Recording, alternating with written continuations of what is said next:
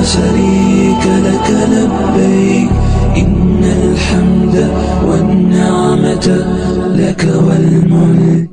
Salam barrikum lamaaf diddamila guyyaan ardhawiidha ta'a Oromiyaa Miidiyaa Neetwoork Istuudiyoo gaafa Afrikaa Rabbad Soom Ramadaana kabarkum lamaaf diddamilama jechuun marskum tokkoof 448 nagaaniik tan jechaa dure oduu teen tardhaa akkitaanu dhiyeesse na xummur waggoottan 23 kitaabi guddichi ergama Rabbi Muhammad kennam sabab godhachuun soomi Ramadaana haji tokkoof godhamaa tur guutuu addunyaarra kabajame oolu Itoophiyaa manni mari ulmaa'ota Gondar Musliimoota dhuman keessan baan ayyaanicha akka dabarsan murteessu Koongireesiin Federaalaa Oromoo jechuun kaafaa'oon nageenya lammiilee eegsisuu dhabuun agarsiistu kufaati sirnan gordiru jechuun qeequ namtichi duguug sanyii Rwaandaa habar 1994 seena dalab shororkeessummaan himatame waggaan 25 murtaa'ummaatti dheekkamsiisu tasande mina anaaf yeewun ingidaa oduu bocaa'oon Abrahaam Birruutiif gareen teeknikaa immosante mohnuuf dhiyaadhaa jeen.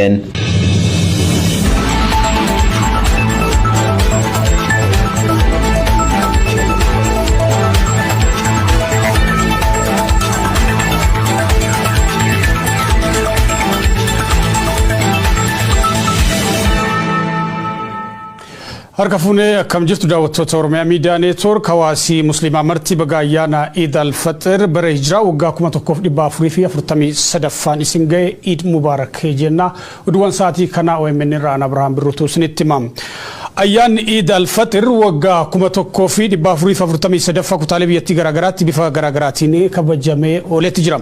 Ayyaanni kun magaalaa guddoo Tigraay Maqalee dabalatee kutaalee Itoophiyaa bakkeewwan garaagaraatti kabajamee jira. Magaalota guddoo hedduutti bifa miidhagaan kabajame ayyaanni kun musliimotaa fi dhaabbilee islaamaa Gondaritti miidhamaniif haqa gaafatee jira hawaasi musliimaa. Mootummaan yakkamtoota badii raawwatan seeratti dhiyeessuu qabaa jedhan hawaasi musliimaa badii finxaaleeyyiin raawwatan ofii irra deebi'uu osoo hin taane nagaa fi haqaaf akka dhaabbatu hoogganooti amantaa dhaamsa dabarsanii jiran. Magaalaa Finfinneetti hawaasi musliimaa miiliyoona hedduutti lakkaa'amu istaadiyoomii Finfinnee fi Addabaabayii Masqalaa guutee kasalaate yoo ta'u dhukaasii boombii maansuu poolisiidhaan dhukaafamuun hawaasa kadhannaaf bahe bittinsee jira. Dhukaasi kun itti yaadamee sagantaa jeequuf humnoota mootummaan akka dhuka'e hima hawaasi musliimaa sirna kadhannaa kanarratti argame. Kanaanis namooti miidhamanii jiru qabeenyi manca'eetti jira.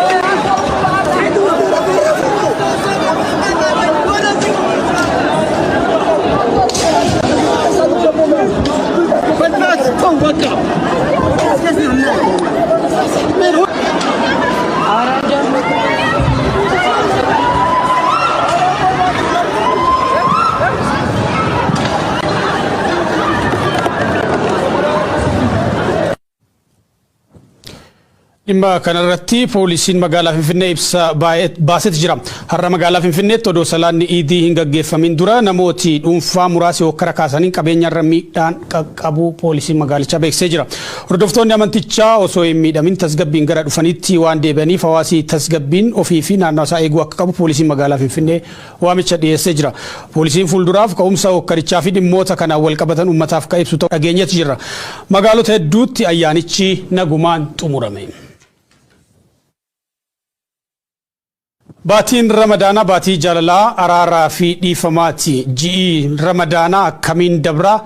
Waa'ee ji'a Ramadaanaa fi ayyaana Iidaa irratti gabaasa bal'aa guyyaa waariyoo irra dhageessu.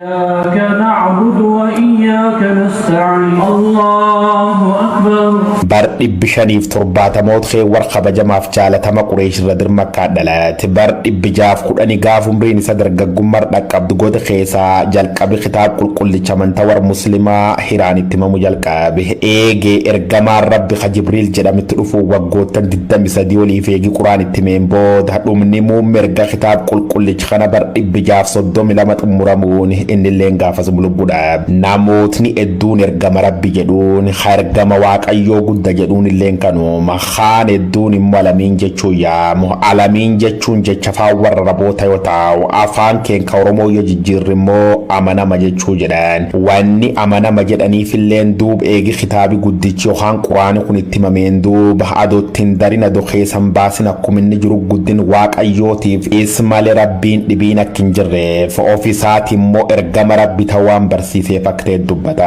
Muhammad amanta muslima jalqabsiisuuf adoon taane amantii muslima amantii ergamtoota gurguddoo akka aadaan Ibrahim Muusaa Isaa ergamtoota dhibii haaromsuuf akka dhuuf barsiisota amanta war muslima gurguddoo irra gabaa'u rabbiin hin jirre rabbi malee Muhammad immoo ergama rabbiiti ar-rasuul yookaan rasuul Allah kanaaf sunna yookaan jireenyi isa fakkeenyummaa gaarii qabu hordofuun jireenyi bara argachuu wanni jedha kitaaba war musliimoota guddichi quraan keessatti fallaf qaamte jirti hundarraa jiraatu nagaa fi rahmanni yaa tokki jakindiin qabne yaa rahmaani nu milkeessi duniyaatiin wamtaatee fuduub waggoottan 23 kitaabi guddichi ergama rabbi Muhammad kennam kan sabab tolfachuun ummati muslima jaarra edduuf baati ji ramadaana kan ganam subi barirra jalqabuun haga galgalloon galanii waan nyaatan dhugan qofa doon taane qorichi fudhachuu tambo xuuxuuf dubartii dabalate waan eddurroof qusachuun jisoom ramadaana khabarkum lamaaf 22 nagaan obbaafachuun hardhiichisaa olaani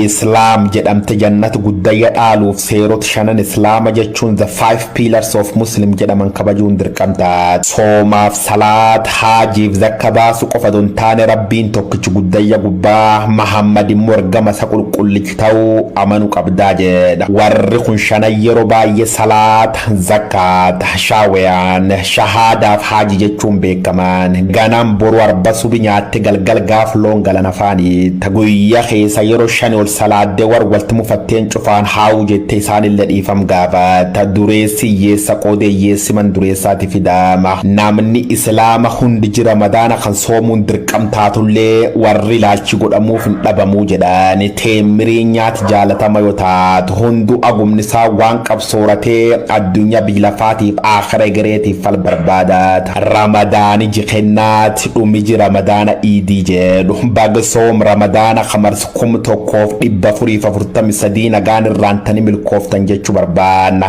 iid mubaarak ayyaan gaarii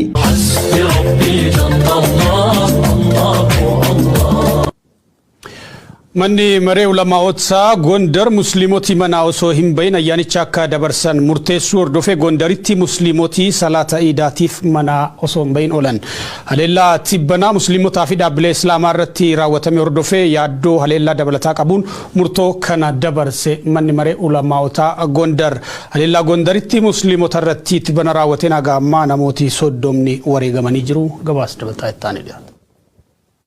Waaqni ilmoo namaa hunda amantaa ilaalchaa fi sanyiidhaan osoo waliin caalchisin uume akka qulqullu quraanii jedhutti dhalli namaa akka ilkaan filaatti waliin caaluu jedhee barsiise Nabiyyu Muhammad Itoophiyaan duudhaa walqixxummaa kanaan maqaa gaarii qabaachaa turuu biyya ragaa baameef jedha ibsi mana maree ulamaa'otaa Gondar. Duudhaan hawaasaa biyyattii ittiin beekamtu kun coolaguudhaan ofittummaa, finxaalessummaa, sanyummaa fi seermaleessummaadhaan bakka bu'ee jedha. Gochiisu kanneessaan biyya diiguu ka musliimota Gondar irratti raawwatames yaadama namummaa durii ittiin beekamnu keessaa ba'uurraa kan maddee jedha manni maree ulamaa'otaa Gondar. Haleellaa walittaansee guyyoota 3 naannawa Gondaritti raawwatameenis lubbuun barsiisotaa fi hordoftoota amantaa harca'uu kaasa. Dhaabbileen islaamaas barbadaanii jiru duudhaan waliin jireenya uummata biyyattiis xuraa'ee jira jedha. Hawaasi musliimaa magaalaa Gondaris wabii jiraachuu dhabee jira. Kanaaf iida baranaa manuma keessanitti dabarsaa jechuun waamicha godhee jira. Musliimota Gondariif warra wareegamaniif haqa dhaabbilee diigamaniif beenyaa gaafatee jira. Manni maree ulamaa'otaa Gondar kun barootaaf fala kan hin argatin rakkoowwan badiiwwan miilnaatiif ka'umsa ta'an bu'uurarraa akka fala argatanis jennaa jedha. Karaan itti rakkoowwan kanneen furuuf yaalamaa jirus karaa qoqqoodinsaatii ka jedhu manni marichaa karaan kun furmaata fullaa hin fidu jedhee jira. Lallabdoonni barnoota amantaa jibbiinsa facaasanis qoratamuu akka qabanii fi finxaalessummaan hordoftoota amantaalee gidduutti walitti bu'iinsa fidu akka dhaabbatu gaafatee jira. Haleellaa Gondaritti tibbana raawwatameen musliimonni 30 ta'an ajjeefamanii jiru. Dhaabbilee fi qabeenyi dhuunfaa hawaasa musliimaa barbadaa'anii jiru. Bu'uuruma waamicha ulamaa'ota Gondariin hawaasi musliimaa magaalaa Gondarii fi naannawa ishee ayyaana iidaa manumatti dabarse. Oduuwwan ayyaana wal qabatan keessa baanee jirra. Nageenya lammiilee eegsisuu dadhabuun agarsiiftuu kufaatii sirnaatii jedhe Koongireesii Federaalawaa Oromoo. Torban lama keessatti maqaa waraana bilisummaa Oromoo balleessuu jedhuun waraana mootummaan Oromiyaa keessa bobbaasee fi garee finxaaleeyyii faannootiin haleellaa raawwatameen yoo xiqqaate lubbuun lammiilee nagaa 278 darbee jira ka jedhu ibsi Koongireesii Federaalawaa Oromoo. Haleellaa musliimota Gondarii irratti raawwatamee fi adeemsa walitti bu'iinsa hin caamne qabsiisuuf deemamu cimsee balaaleffatee jira. Yihun ingidaa guutuu ibsa kanaas nitti.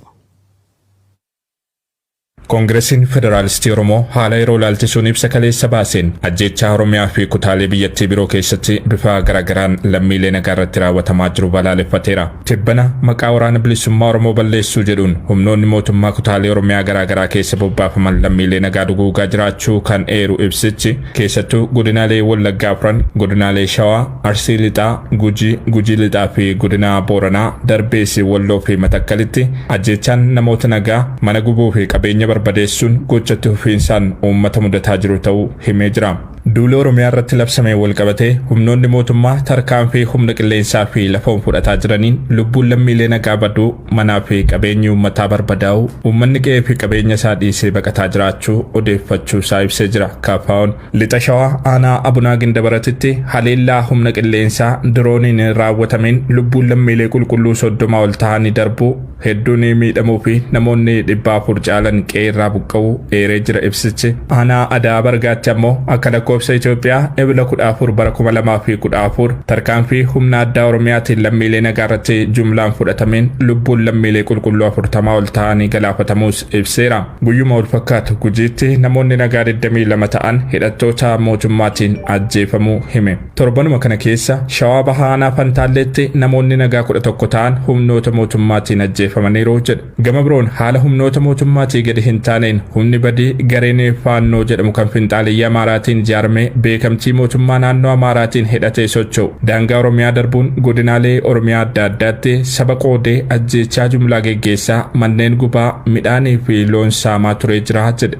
Naannoo Beenishaangul Gumuz keessattis haleellaa qindaa'aan saba adda baase humna faannoo fi humna addaa Amaaraatiin geggeeffamaa jira. Walumaa galatti tarkaanfii humna finxaaleeyyii faannoo fi humnoota mootummaatiin haala qindaa'een raawwatamaa jiruun guyyoota muraasa jechuunis ebila 8 hanga 21 gidduutti namoonni nagaa 278 ta'an jumlaan ajjeefamaniiru. Ajjeechaan kunis yakka waraanaatiin kan gaafachiisuu qabudha jennee amannaa jedhe Koongireesiin Federaalistii Oromoo. Paartichi haleellaa tibbana musliimota magaalota Gondarii fi Dabaarq irratti raawwatames balaaleffatee jira. Haleellaan kun humnoota gurmaa'aniin addatti musliimota irratti xiyyeeffachuun raawwatamee jira jechuun cimsee qeeqee jira. KFO'n haleellaa magaalota Gondarii fi Dabaarqitti raawwatame kana mormuun naannoo uummattoota kibbaa magaalaa Waraabeetti dhaabbilee amantaa kiristaanaa irratti haleellaan raawwatameera jechuun gochichattis gadduu ibse. Bu'uurri rakkoolee kanaa waggoota darban keessa adeemsa mootummaan hordofaa turedha jedhe. Dhimmoota heera mootummaatiin ifatti kaa'aman kan akka bilisummaa amantaa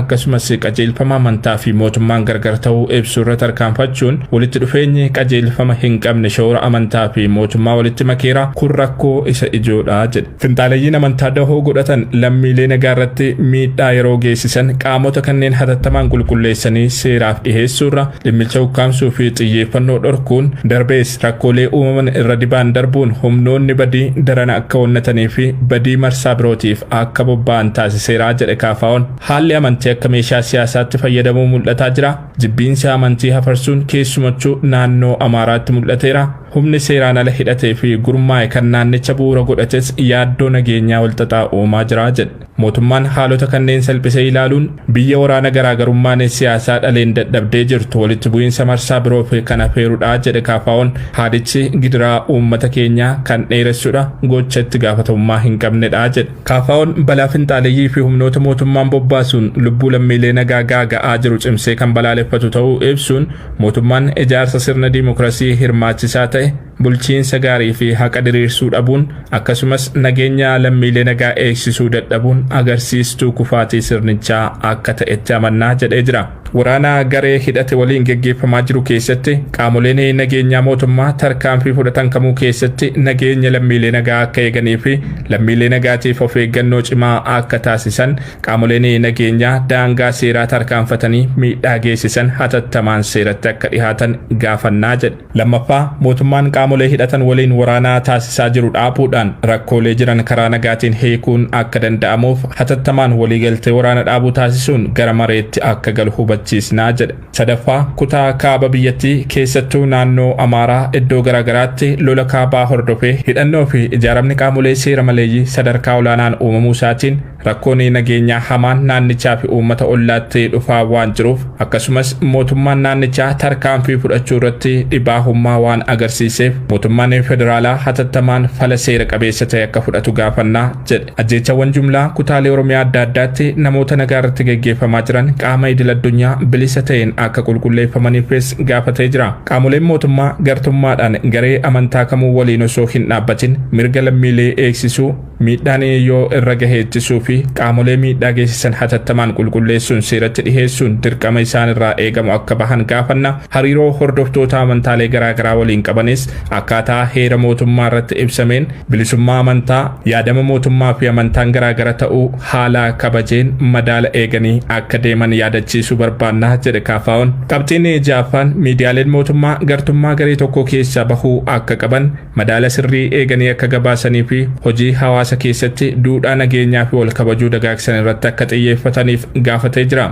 Dhumarrattis hooggantoonni amantaa yaadama bu'uura nageenyaa fi obbolummaa amantaa keessatti ibsame osoo hin laaffisin barsiisuun hordoftoonni isaanii finxaalessummaa fi jibba amantaa irraa akka fagaatan taasisuun gahee mataa isaanii akka bahan yaamicha dhiyeessinaa jedhe paartiin Koongireesii Federaalistii Oromoo ibsa haala yeroo ilaalchisuun kaleessa baase kanaan. Odeessaa maddeen alaatiin goolamna duguuggaa sanyii Rwaandaa kabara 1994 keessa godhamuun lubbuu qulqulloota 800 olii nyaatee irratti lubbuu namoota hedduu oolchuu isaatiin goota jedhamee ka ture maatiin maaneejar hootel Paul Rosessa Bagina mootummaa Paul Kagame nama keenya ukkaamsee hidhee jira yakka namummaa irratti raawwateef beenyaa doolaara miliyoona 400 nuuf kaffaluu qaba jechuun gaafatee jira. Gocha duguuggaa sanyii Rwaandaa irratti hojii boonsaa hojjeteen fiilmii akka Hotel Rwaandaa fa'i kadalagameef Baginaan qeeqa mootummaa Paul Kagame irratti dhiyeessaa waan tureef shororkeessummaadhaan himatamee waggoota 25 itti murtaa'uun mana hidhaa jira. Guyyoo Waariyoo bal'isee isinitti. Rwandan prosecutors say Paul Rusesabagina is a terrorist and a murderer. Gameessi mata shaanqaa kun ab Paul Rusesabagina jedhama waggaa 25 muranii wankiree jira amma nama ganna 67 jedhu hotel Rwandaan fiilmii beekamtu Hollywoodiin isaaf dalagaa gochi duguug sanyii Rwaandaa khabar 1994 godhamtee lubbuu qulqulloota hedduu oolchuurra khajabdu faarfamaa ture amma immoo mootummaa biyyattiitiin himatamee waggaa 25 muranii manidhaatti argama. Maatiin isa sarabaan mirga namooma mootummaa Paul Kagame nam kanarra dalagyetti machuun qarshii Ameerikaa doolaara miliyoona 400 beessa Itoophiyaa yoo jijjiirri immoo birrii biliyoona 26 gaafachuu isaanii Al Jazeeraan gabaase.